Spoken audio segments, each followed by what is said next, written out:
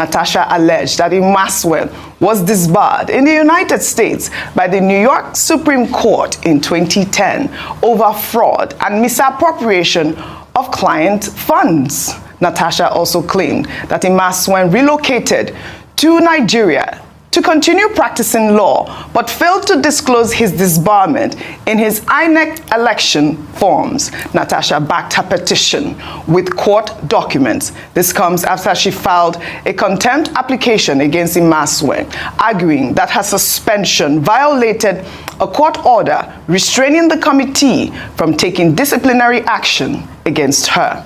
Well, meanwhile, the Independent National Electoral Commission has dismissed a recall petition seeking to remove Senator representing Kogi Central, Natasha Akpoti-Uduaghan.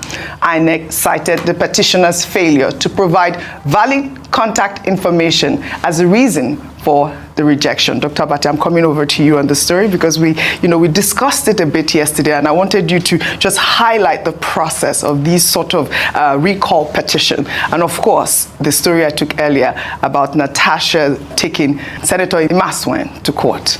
Okay, let me deal with that of Senator Imaseun first. It raises a moral question. And the moral question is that, look, if a person had been debarred somewhere, and then he goes into politics in Nigeria, it means that there is a stain on his character. That's a moral statement that you can make. Mm-hmm. But there's that old argument whether morality is the same thing with law.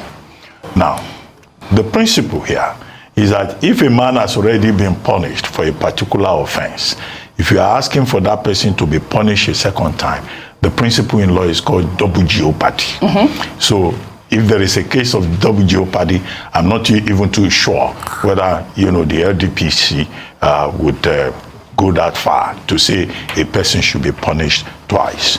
There's also what they call the 10-year rule. I think it was in 2010 that that debarment at the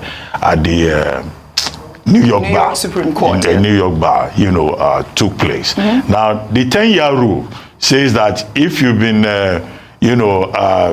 sanctioned for a particular offense, after 10 years, you are deemed to have been born anew. But do you have to reapply? Don't you have to reapply before?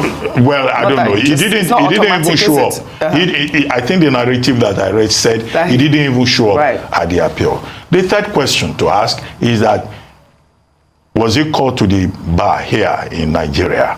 Or where did he get his, is he a member of the Nigerian Bar Association? If he's not